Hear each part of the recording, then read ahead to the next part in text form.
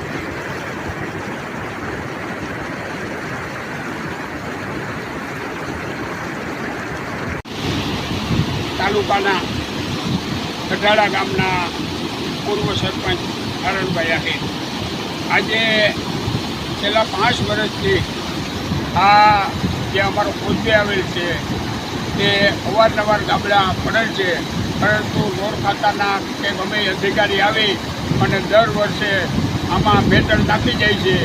જ્યારે ચોમાસું વહી જાય ત્યારે કોઈ આના સામું રિપેર કરવામાં આવતું નથી.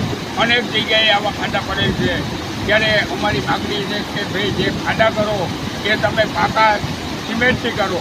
અમારો જે મુખ્ય ડેમ આવેલ છે તે ઓવરફ્લો થઈ ગયેલ હોય, જેનાથી અમારો કોચવે પાણીમાં ગરકાવ થઈ ગયેલ હોય.